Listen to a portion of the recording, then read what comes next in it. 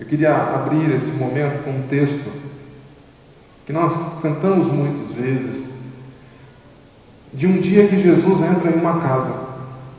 Diz a palavra de Deus que Jesus entrou numa cidade chamada Jericó, e enquanto ele atravessava a cidade, havia ali um homem rico, muito rico, chamado Zaqueu, chefe dos publicanos. Ele queria ver quem era Jesus, mas sendo de pequena estatura, ele era baixo, ele não conseguia. Por causa da multidão, assim ele correu diante e subiu numa figueira brava para vê-lo, pois Jesus ia passar por ali.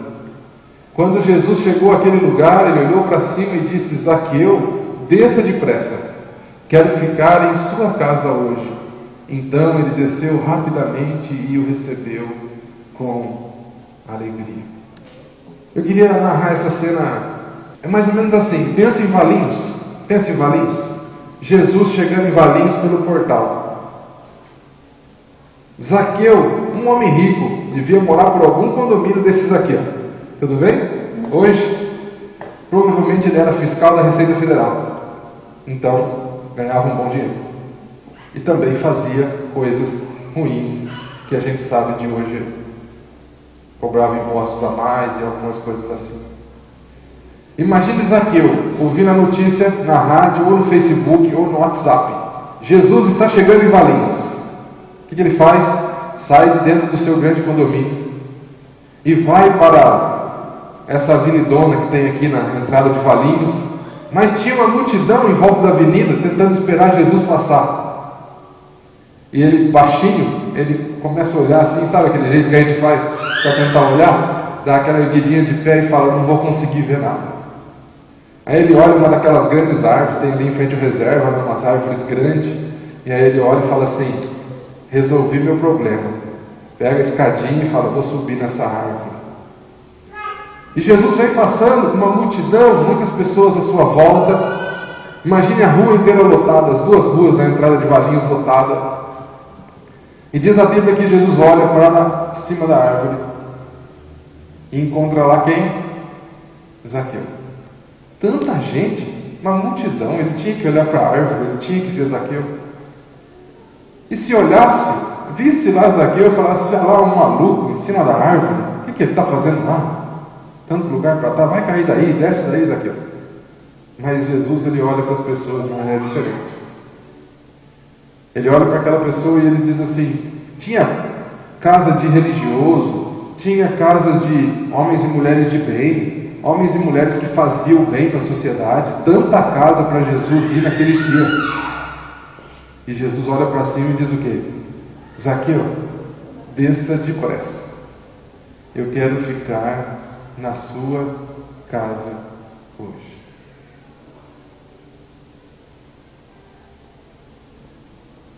Então desceu Zaqueu rapidamente, recebeu com alegria, e grande transformação aconteceu naquela casa. Se fosse eu que entrasse na casa de Zaqueu, eu já tinha o discurso pronto. Ele ia me levar para dentro de um condomínio chique, todo rico. Ele ia me falar que ele era fiscal da Receita Federal. Eu já ia dar uma dura nele, já ia explicar como é que funciona, para ele parar de roubar os outros, já ia falar um monte de coisa. A Bíblia não fala nada disso, fala só que Jesus entrou na casa de Zaqueu. Ele deixou Jesus entrar.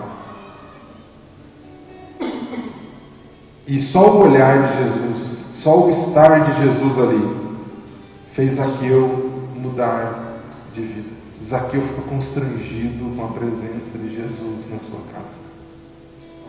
Todos nós queremos que nossa casa seja abençoada, tenho certeza disso. Nós queremos ter uma família abençoada, nós queremos ter uma casa abençoada. E eu tenho certeza que nessa manhã Deus tem vontade de falar conosco o quanto Ele também quer que nossa casa seja abençoada, quanto Ele também quer que nossos filhos sejam bênção nesse mundo. Nós vivemos dias onde cada vez é preciso mais e mais pessoas de bem coração, pessoas de bem, pessoas com um coração bom, pessoas que amam o próximo, pessoas que abençoam o próximo, famílias fortes, famílias estruturadas, famílias que outras famílias podem contar. Homens e mulheres que vão sendo amadurecidos de verdade dentro, no seio da família. Nós vivemos um tempo onde acontece um fenômeno psicológico da adultescência. Já ouviu falar dessa palavra? São pessoas adultas, mas que ainda continuam adolescentes no seu coração. Morrem-se líderes famosos que fizeram grandes coisas pelo nosso mundo. E as pessoas às vezes perguntam: quem será os próximos líderes do nosso Brasil, do nosso mundo? Homens que lutam pela igualdade, homens e mulheres que lutam pela paz, homens e mulheres que, diferente do que nós vemos hoje, lutam quebrando tudo, botando fogo em tudo, parando o trânsito e outras formas. Os grandes líderes faziam revoluções muito diferentes dessas. Faziam revoluções silenciosas. E nós olhamos para a nossa sociedade e pensamos assim: como vai surgir pessoas assim? Se nossas famílias muitas vezes têm se enfraquecido, se os valores que nós temos visto na nossa sociedade têm se enfraquecido. Eu queria convidar você a pedir a Deus isso nessa manhã. Deus, abençoa a minha família de tal forma que do meio dela surjam pessoas, meus filhos, os nossos parentes, homens e mulheres que estão preocupados em realmente mudar a nossa nação, o nosso país, a nossa cidade, de maneira silenciosa, sem tanta algazarra, sem tanta bagunça, mas de maneira silenciosa, com o caráter, com a maneira de tratar o outro, com a maneira de se aproximar do outro. Nós estamos numa série de conversas, de palestras, de reflexões, seja como você queira chamar, de 5 domingos. Nós estamos no 2º domingo, onde nós estamos comparando a família e a nossa posição na família com o movimento tecnológico de internet, de conexão, de Facebook, de smartphone, de telefones, WhatsApp, mensagens, tudo isso. Como que nós, enquanto famílias, nos posicionamos nisso? Enquanto eu como filho, como pai, como marido, como você como esposa, como nós nos encontramos em um mundo desse? O que isso tem feito nas nossas vidas de positivo ou então de negativo? A semana passada nós falamos que, por mais que nós estejamos conectados, parece que nós não estamos. Nós estamos conectados com o mundo, nós estamos conectados com quem está longe, nós estamos conectados com coisas supérfluas, mas as pessoas que nós amamos, nós estamos muitas vezes cada vez mais desconectados. Nós falamos com cada vez mais pessoas e cada vez menos com quem realmente importa. Isso é o que a internet muitas vezes e a conexão tem feito conosco. Aquilo que era para ser bom, aquilo que era para nos ajudar, muitas vezes nos afasta das pessoas que realmente importam para nós. E nós fechamos a semana passada dizendo o seguinte, para resumir, para quem não pôde vir: em um mundo cada vez mais conectado, as pessoas estão se desconectando do que realmente é importante. Então, nós fomos desafiados a decidir amar, a conectar-se, esforçar para se conectar, primeiramente com Deus, segundo, a si mesmo, e terceiro, para a nossa família. Nós fomos desafiados a não deixar esse mundo corrido de hoje, esse mundo tecnológico de hoje, a influenciar na nossa conexão com Deus, na nossa conexão conosco mesmo e na nossa conexão com a nossa família.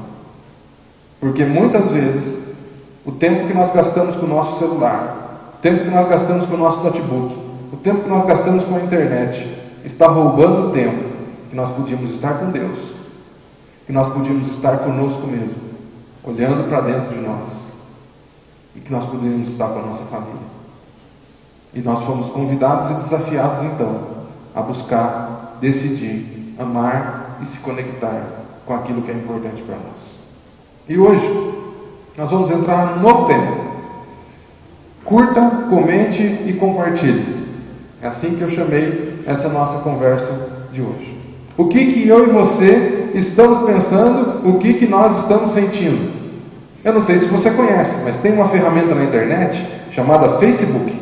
Alguém criou uma ferramenta que conecta as pessoas e que ajuda você a ficar mais perto dos amigos e das notícias e das coisas importantes. Facebook é uma rede social. Sabe aquele grupinho que tinha no colégio? No seu colégio, eu não sei se tinha, na sua escola, chamava Grêmio Estudantil. Lembra disso? Grêmio Estudantil é uma rede de pessoas. Um partido político é uma rede. Uma comunidade como essa é uma rede. Uma rede do quê? De relacionamentos. Qual a diferença de uma comunidade como essa, ou do Grêmio Estudantil que tinha antigamente, e da rede social hoje? É que hoje a rede social é virtual. Ela não é mais presencial. O alcance que se tem é muito maior. Você sabia que muitas dessas manifestações que estão tendo hoje, e tiveram ano passado a respeito da Copa, são organizadas pelo Facebook e pelas redes sociais? Sabia disso? Como é que as pessoas se aglomeram tanto em um determinado lugar? Eles colocam na rede social: vamos fazer uma manifestação na Paulista, dia tal. O que acontece? Todo mundo se vê, enxerga e aparece lá. Então, mudou a maneira de nós sermos sociedade, de certa forma. Antes nós tínhamos relacionamentos menores, com menos pessoas e mais físicos. Nosso Grêmio se reunia lá, tinha 10 pessoas, 12, a gente olhava um para a cara do outro. Não tinha jeito, nem telefone a gente fazia. Hoje não. Hoje nossos relacionamentos também são virtuais. E às vezes muito, muito virtuais. E tem coisas boas nisso. Tem coisas boas. Quantas pessoas têm sido beneficiadas por a sua mensagem chegar em muito mais pessoas do que antes chegava. Então tem coisas boas nas redes sociais. E normalmente, quando você entra nessas redes sociais, ele tem algumas perguntas para você. Logo que você abre ela, a primeira página, se você nunca entrou, vou te explicar como é que é. Você abre a primeira página e tem uma pergunta lá mais ou menos assim: no que você está pensando? Já viu essa pergunta lá? E tem outras também, por assim, o que você está sentindo?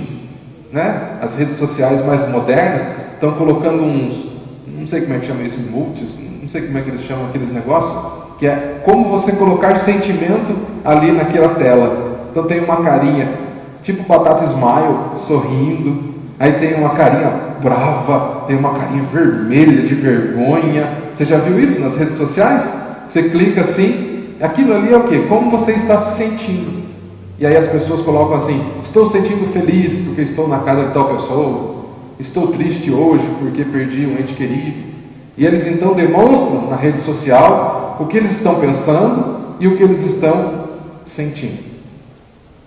Então, basicamente, o que as pessoas demonstram em uma rede social é o que elas estão sentindo ou o que elas estão pensando. Ah, Fernando, e quando alguém posta uma indireta? O que ela está demonstrando? O que ela está pensando e o que ela está sentindo. E quando a pessoa posta uma coisa que não tem nada a ver lá na internet? Ela está demonstrando o que ela está pensando e o que ela está sentindo. A maioria das empresas de RH, embora seja proibido, tem olhado no Facebook, no LinkedIn, nas redes sociais, antes de contratar um funcionário. Sabe por quê? Porque você descobre muito da personalidade da pessoa quando você bate o olho no perfil que ele tem na rede social. Ah, descobre. A pessoa senta na sua mesa assim para fazer entrevista e fala assim: como é seu perfil? Não, eu tenho um perfil calmo, eu sou sereno, a função exige que seja uma pessoa calma, eu estou tranquilo, eu sou uma pessoa assim, em paz com a vida, fala até com uma voz assim de docilidade, né? Aí o RH entra no Facebook da pessoa, a pessoa está amaldiçoando um, xingando o outro, brigando com o outro, explodindo com o outro. E a pessoa do RH fala assim: ah, legal, é só no social, no virtual que essa pessoa é assim. Na realidade, ela é diferente. Como se eu e você tivéssemos um plug na nossa cabeça. A gente aperta assim: não, agora eu estou no mundo virtual, eu vou ser uma pessoa. Puf, agora eu estou no mundo real, eu vou ser outra pessoa. Não tem jeito. Tudo que nós postamos, as fotos, o que nós queremos demonstrar ali, nós estamos passando uma mensagem. Às vezes não é a mensagem que nós queremos mostrar, mas nós estamos passando uma mensagem. A grande questão é que é uma febre hoje, não tem como a gente negar. Não tem como negar. Se você não tem Facebook, você já deve ter ouvido a seguinte frase: como? Como que você não tem? Eu não tenho WhatsApp, por exemplo. Misericórdia!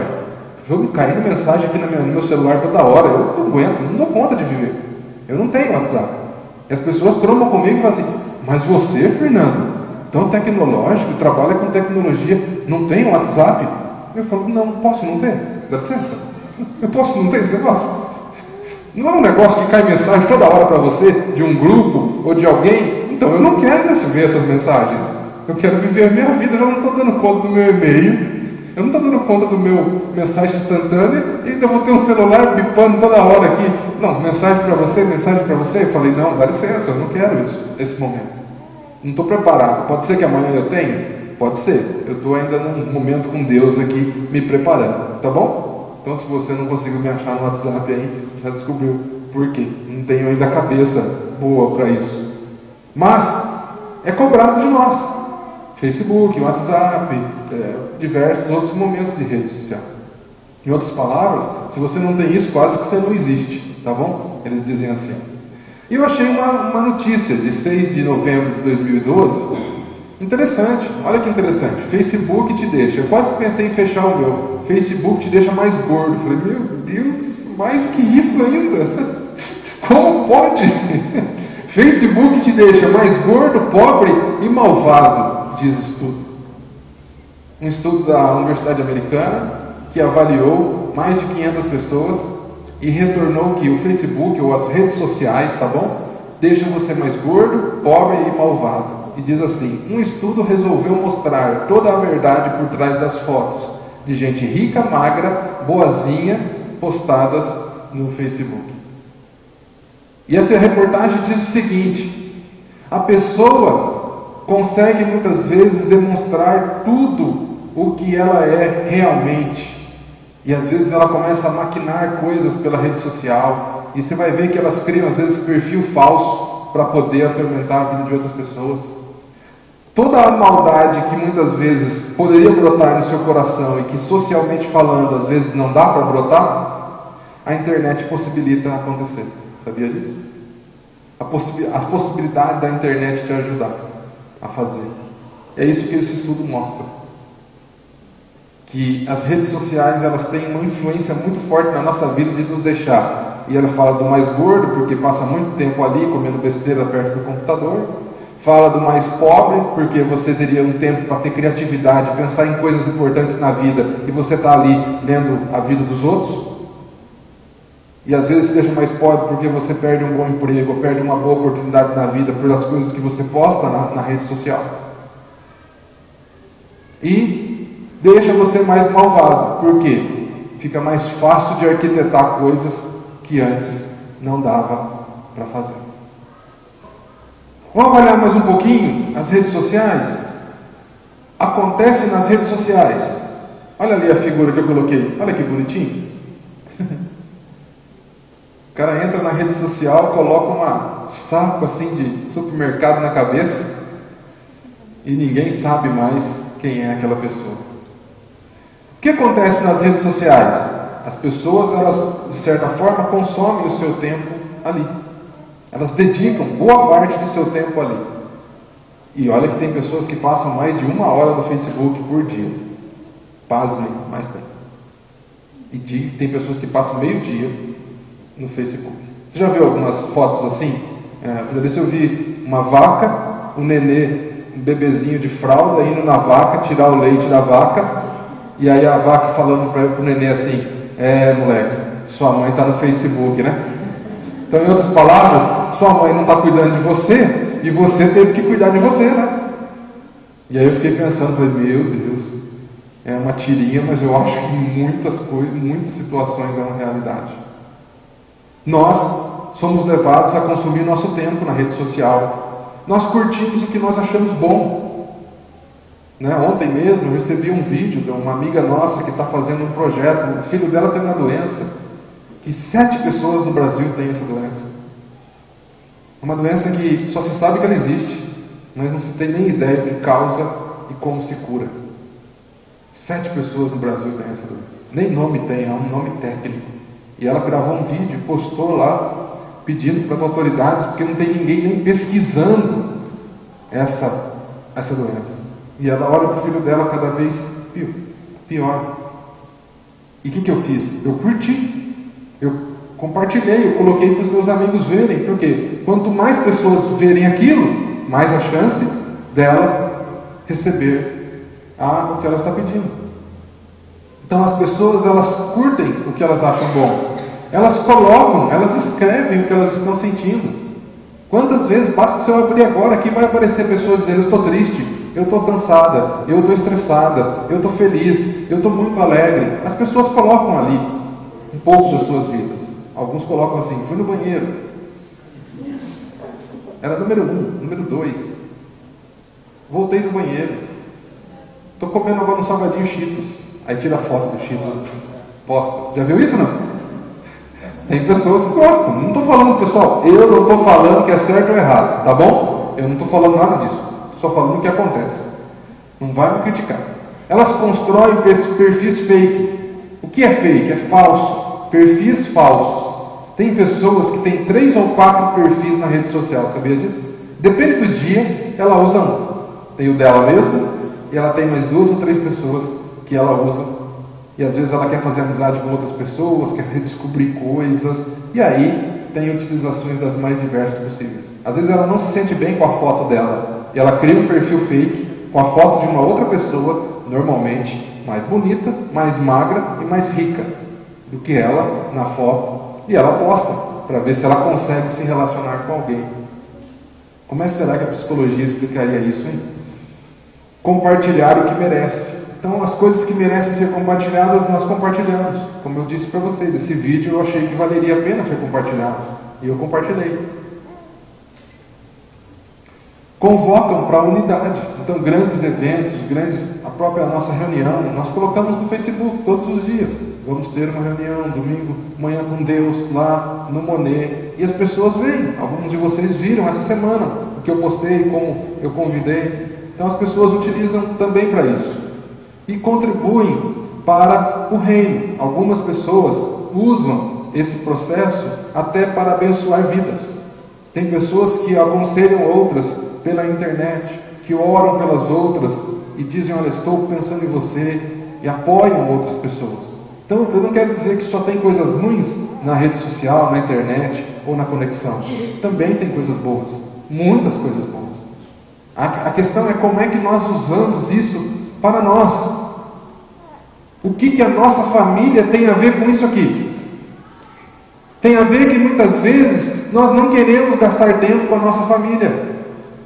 E o que acontece? Nós usamos muitas vezes a rede social como um escape. O tempo que nós teríamos que dar para o nosso filho e para a nossa filha, eu coloco meu saquinho na cabeça, entro na frente do computador e as pessoas começam a se tornar invisíveis para mim. Eu sento para almoçar com a minha esposa. Sabe o risco que eu corro? De não querer conversar com ela, porque vai que ela quer discutir a relação.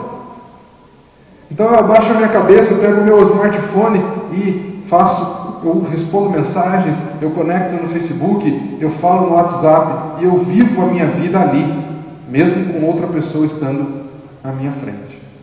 E se ela quiser falar comigo? Ela que entra no dela e mande uma mensagem para mim, que aí eu leio se eu quiser. Já aconteceu com vocês? Alguém te mandou uma mensagem no Face, você olha assim, a mensagem é para você, é até importante, mas você não quer se preocupar com aquilo naquela hora, você fala assim: fechar. Faz de conta que eu não li. A rede social nos dá essa possibilidade de fazer de conta que algo não existe, de fazer de conta que os nossos problemas da vida real não existem. Esse é o risco que nós corremos. Viver família não dá. Não dá para me olhar para o meu filho com febre e falar para ele assim: fechar, não vou olhar para você com febre. Não dá para me olhar para minha esposa triste, com o semblante caído, e clicar na caixinha no X assim: fechar, não quero olhar para você. Se eu quiser viver a vida real, eu preciso perceber essas coisas. E muitas vezes, o que essas atitudes demonstram? Nós curtimos coisas que nós achamos bom, nós comentamos, perfil fake, eu não consigo viver a vida que eu queria. Então o que eu faço? Eu crio um perfil falso na internet. Eu não posso dizer o que eu sinto, eu não posso me expressar, eu não posso ter relacionamento com outras pessoas, e aí eu crio um perfil falso. E aí com o perfil falso eu posso tudo. Me dá aquela sensação de eu posso fazer tudo, porque ninguém vai me descobrir. O que as nossas famílias têm a ver com isso? O que Jesus e o que Jesus vem trazer para nossas famílias tem a ver com esse momento histórico que nós estamos vivendo no nosso país e na nossa sociedade? Fernando, não dá para ser um eremita virtual? Não dá para se esconder numa caverna e não ver nada disso? Eu já acabei de dizer, é muito difícil. É muito difícil. Porque socialmente acabam nos cobrando isso. E eu acredito que nem aí está o segredo. Eu acredito que o segredo está em nós sabermos usar isso para o bem das nossas vidas e para o bem das nossas famílias. Como que ao encontro com Jesus, um passar de Jesus na nossa casa, na nossa família, pode nos influenciar.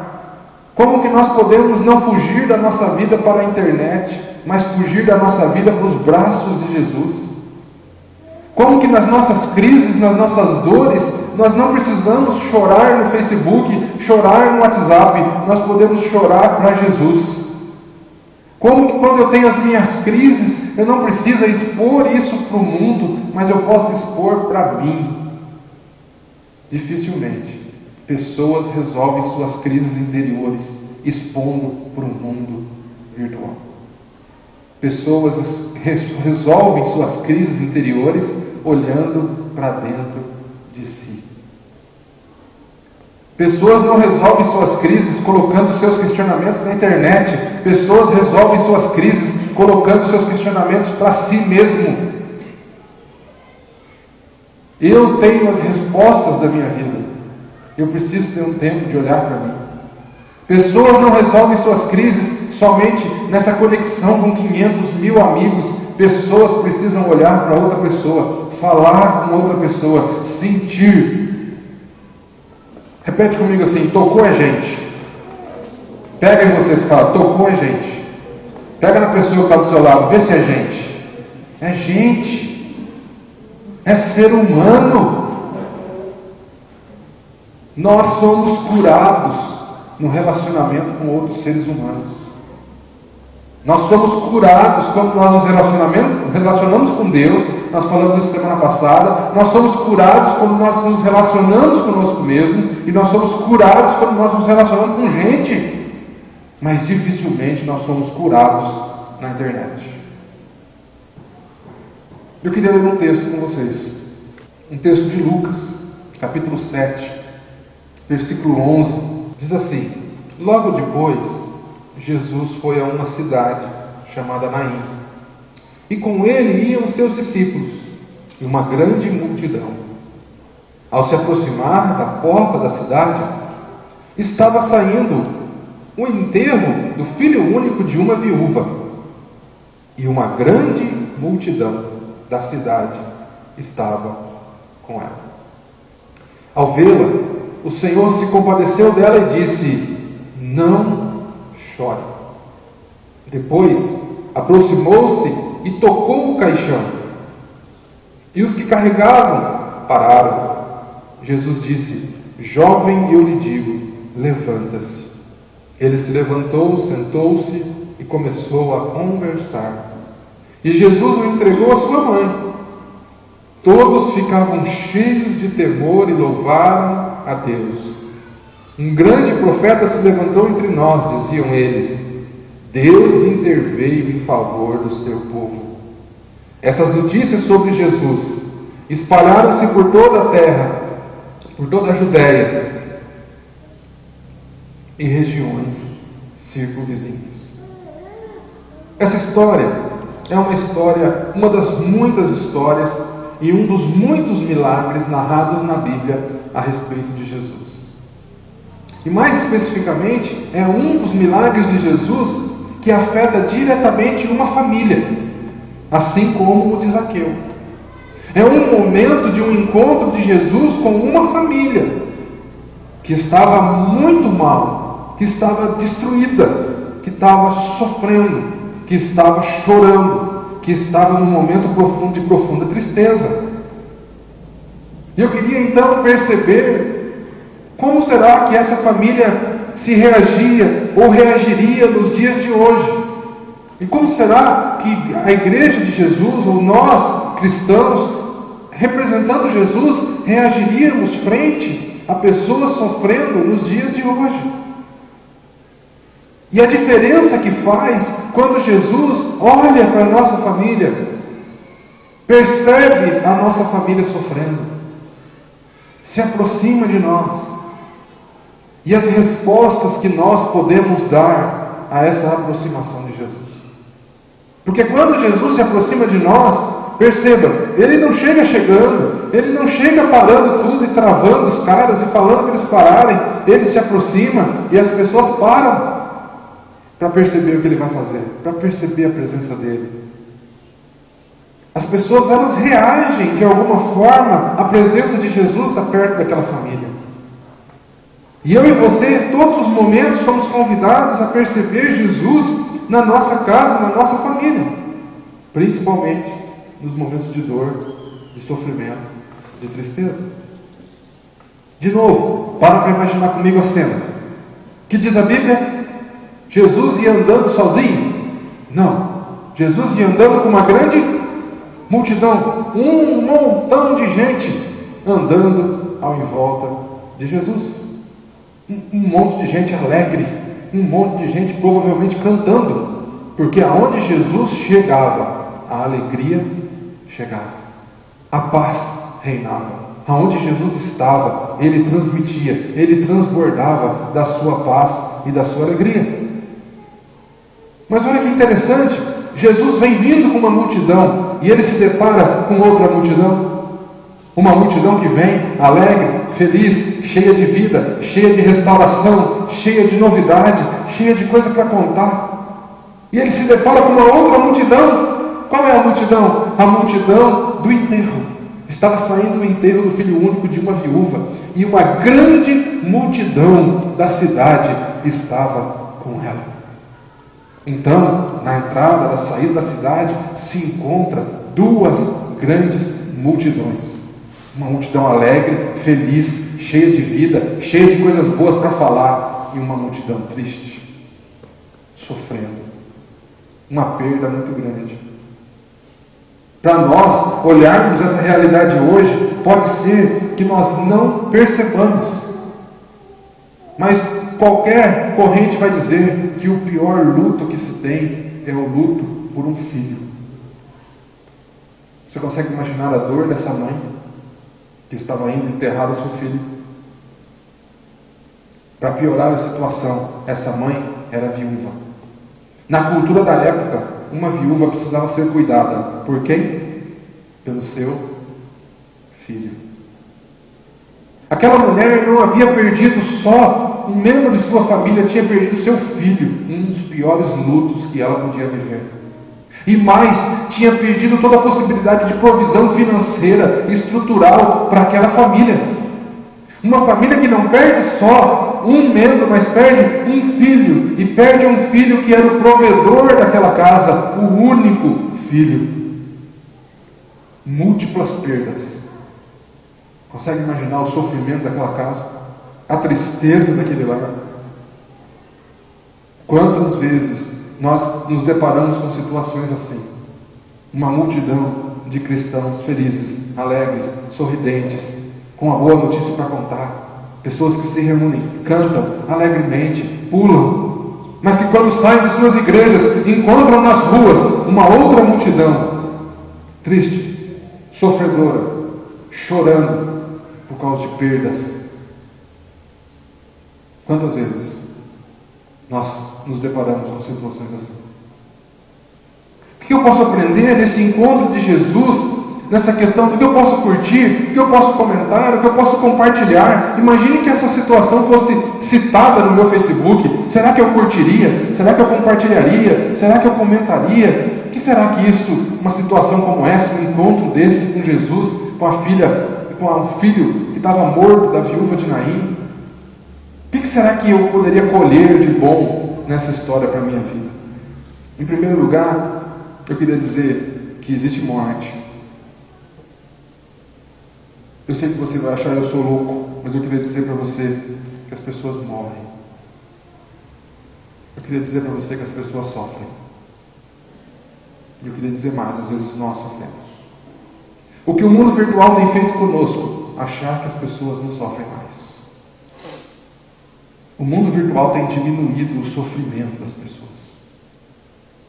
Uma coisa é eu falar para você, perdi um ente querido da minha família, na sua frente, assim, no telefone, e você me dar a resposta e falar o que você está sentindo e eu falar o que eu estou sentindo. Outra coisa é eu postar na internet. O sentimento que nós temos quando nós lemos uma notícia na internet, por mais difícil que seja, de uma grande perda, é menor do que quando alguém fala para nós, face a face, ou pelo telefone, ou nós ouvimos a voz da pessoa. O impacto é menor. Então é melhor a gente descobrir por onde? Pela internet. Por quê? Porque eu vou sofrer menos. O impacto na minha vida é menor. Se você fica sabendo que algum parente seu querido se separou, na conversa ali com eles, o impacto é um. Se você descobre pela internet, e já os dois com seus perfis, com fotos novas, com sorrisos novos no rosto, o impacto é bem menor. Então nós usamos a internet muitas vezes para fazer o nosso sofrimento ser menor. Olha que inteligente nossa estratégia. A Bíblia diz que Jesus viu, a Bíblia diz que Jesus vendo aquele enterro, eu queria dizer que Jesus nos ensina que nós precisamos perceber a dor daquele que está à nossa volta. Quantas vezes eu e você estamos dentro da nossa casa, nossa mãe está chorando, nosso pai está sofrendo, nosso cônjuge está triste, e nós não percebemos. Nós não vemos. Nós vemos, mas não queremos ver. Nós achamos que isso não deve ser nada, eu tenho outras coisas para fazer, e corre logo o dia. E Jesus nos ensina a olhar para aquela situação, mesmo estando em uma multidão feliz, mesmo estando numa multidão cheia de gente feliz, ele olha para aquela situação e ele podia dizer assim: meus pêsames, meus sentimentos, e deixa passar. Ele podia até comentar: estou orando, pedindo a Deus que dê conforto por vocês, mas ele não faz só isso, ele percebe a dor daquela família e o sofrimento no olhar daquelas pessoas. E ele se aproxima delas. Sabe por que muitas vezes pessoas têm ido para a internet? Sabe por que muitas vezes os nossos filhos têm ido para a internet? Porque nós não os percebemos. Eles não se sentem percebidos na vida. Eles não se sentem achados por alguém que os ama. Sabe por que muitos cônjuges deixam seu marido dormindo, sua esposa dormindo e vão para a internet? Porque não se sentem percebidos como cônjuge. Não se sentem achados, enxergados pelo seu cônjuge. Então querem ser percebidos pelo mundo, querem ser encontrados no mundo por outras pessoas. Sabe o que Jesus nos ensina? Perceba as pessoas que estão à sua volta, perceba a sua família, perceba os seus irmãos, seus parentes, sua avó, seu avô, seus netos. Perceba como está a fisionomia dessas pessoas, como que está o olhar dessas pessoas. Sabe o que Jesus nos ensina mais? Se compadeça. Ao perceber o sofrimento do outro, Jesus tinha uma capacidade imensa de fazer isso. Ao perceber o meu sofrimento e o seu sofrimento, sabe o que Jesus faz? Jesus sofre na mesma quantia que nós. É por isso que nós gostamos do mundo virtual. Porque o mundo virtual não nos dá possibilidade de compadecimento. As notícias da televisão não nos dá a total possibilidade de nos compadecermos. Nós vemos a tragédia, nós ficamos um pouco tristes, rapidamente nós mudamos de canal e dá uma aliviada. Mas quando nós vemos a pessoa sofrendo na nossa frente e percebemos isso, nós somos convidados a sofrer junto. E Jesus faz isso comigo e com você. Todas as vezes que você sofrer e Jesus olhar para você, preste atenção nele, você vai ver ele sofrendo com você, junto com você. Comece a perceber as pessoas da sua família, a tristeza no coração delas. E Jesus nos convida a nos compadecer e a viver junto. Para que isso? Jesus não precisava disso. Jesus sabia que aquela família ia ser curada. Jesus sabia que aquela família ia ser restaurada. Ele tinha chegado ali para isso. Por que ele se compadece? Se ele sabe que ele tem todo o poder para curar a sua família e a sua vida, por que ele fica triste junto com você? Por que ele chora junto com você? Porque ele te ama. E o amor dele não é um amor seco, não é um amor frio, que fala assim, ser curado e pronto, acabou. Vai lá, eu nem vou na sua casa, eu nem vou olhar para a tristeza. Está curado em nome de Jesus. Não. Jesus ele não estaria no meio dessas grandes multidões de hoje. Ele não estaria pregando lá na frente, dizendo para o povo tudo, seja curado vocês aí, leve a cura para suas casas. Não, ele iria na casa das pessoas. Ele olharia no olho das pessoas. Ele tocaria no morto que ninguém tocou e que ninguém podia tocar. Ele tocaria no leproso. Ele colocaria a mão no cego. Porque ele não é frio, ele se importa comigo, com você. Ele sabe como é difícil sofrer nos seus momentos de tristeza, quando você chora no seu lar, quando eu choro na minha casa, quando o meu coração se angustia. Jesus está pronto, olhando para mim, se angustiando comigo, sofrendo comigo, aliviando, em outras palavras, o meu sofrimento e me ensinando a fazer isso com outras pessoas. Jesus diz assim: não chores, não chores. A tristeza e a situação da sua vida é complexa, mas eu tenho uma palavra para te dar: não chores. Pode ser que você está olhando viúva para frente e não vendo situação, não vendo solução para a sua história, não vendo solução para a sua vida. Quem sabe você acha que nunca vai sair desse lugar, e Jesus diz: não chores. Não chores, mas ele diz antes do milagre acontecer. E ele quer estimular em nós a fé. A fé de que quando ele está conosco, coisas boas podem acontecer. Quando ele está conosco, mesmo que as coisas boas não aconteçam, o nosso coração pode ter paz, porque ele chora conosco, ele sofre conosco, mas ele diz em determinado momento: não chores mais, nós já sofremos, eu já me compadeci com você, eu já ajudei você a aliviar a sua carga, não chores. E mais do que isso, ele toca. Sabe o que é tocar num defunto para um judeu? É proibido. Sabe o que é para alguém que é separado para o ministério, para servir a Deus, tocar num defunto, tocar no caixão? É impureza. Sabe aquelas áreas da sua vida que ninguém toca? Sabe aquelas áreas do seu casamento, da sua família, que ninguém mexe? Todos nós temos áreas na nossa casa, na nossa vida, e nós falamos assim: não toca nisso, cheira mal. Se mexer, fede. Já ouviu essa expressão? Não mexe nisso não. Deixa quietinho. Sabe o que Jesus faz? Ele rompe com todos os paradigmas. E ele vai aonde está o problema. E ele toca naquele caixão. Quantas vezes na nossa vida nós estamos precisando, esperando esse toque? Quantas vezes Jesus quer dizer para nós assim: eu vou tocar no seu problema existencial, eu vou tocar nessa falta de sentido na vida, eu vou tocar nesse sentimento de tristeza profundo, eu vou mexer com isso, e nós falamos assim: não, Jesus, por favor, não faça isso, eu não sei se eu dou conta, por favor, não mexe com isso. Agora que eu estou me acostumando com o defunto morto, Jesus, não mexe com isso.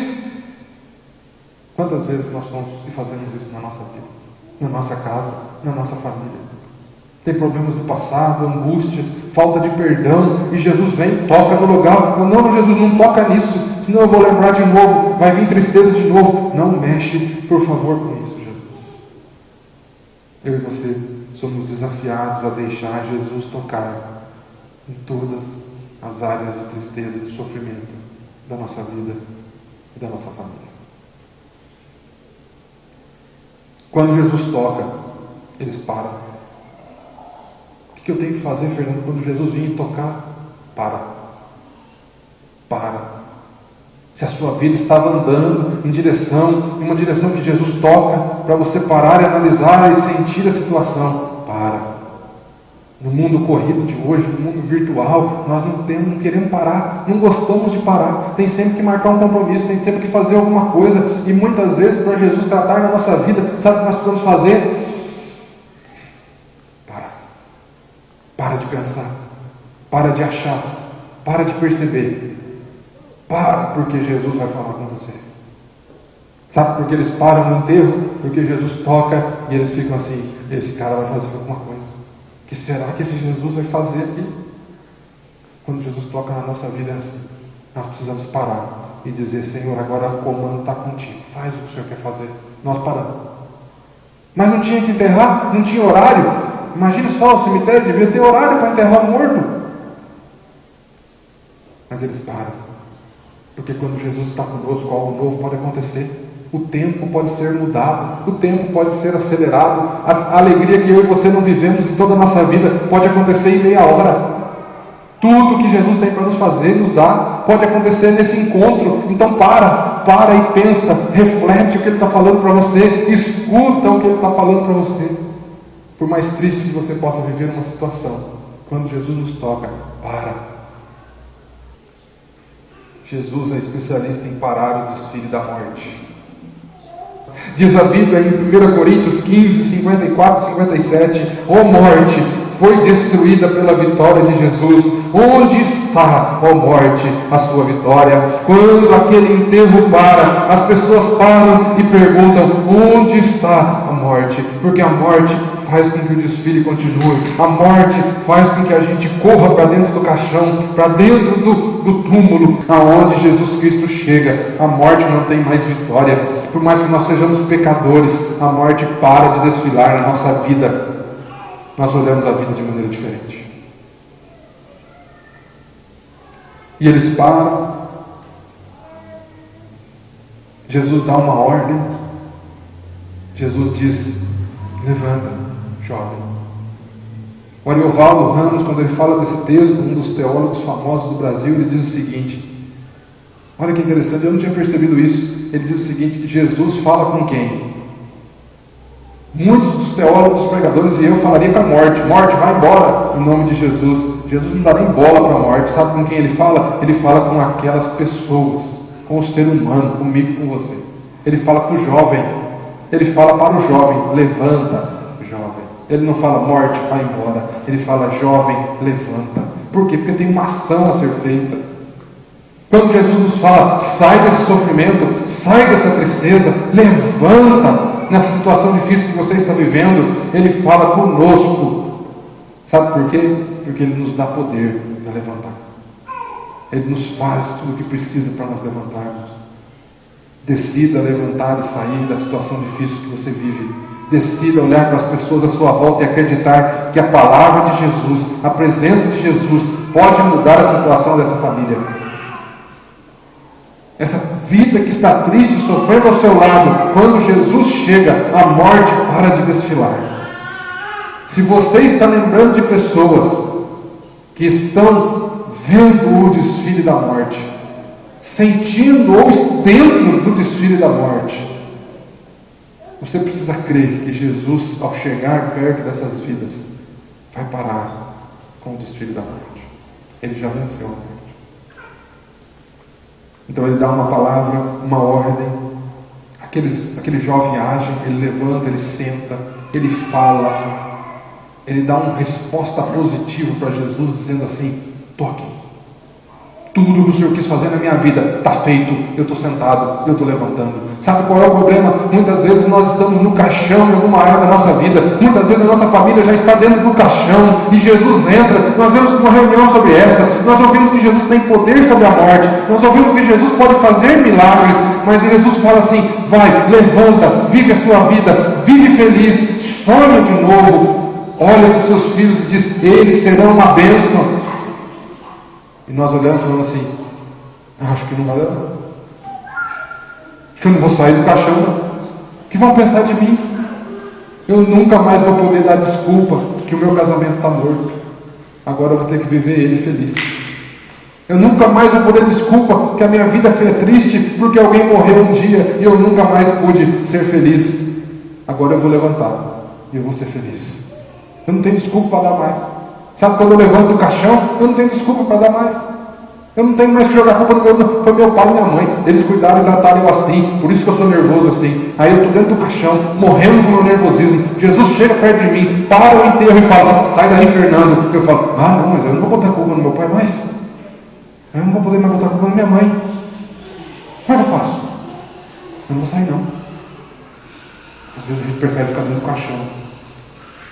Às vezes a gente prefere que a área da nossa vida fica: meu casamento não está muito bom, meu casamento está afundando. Aí Jesus chega e fala: eu posso dar vida em abundância. Você pode amar seu marido de novo, sua esposa, vocês podem ser felizes, pessoas podem amar a família, olhando para a sua família. Aí você olha e fala assim: ah, não, mas ele já me tratou tão mal, ele já me fez sofrer tanto, e agora vai ser assim?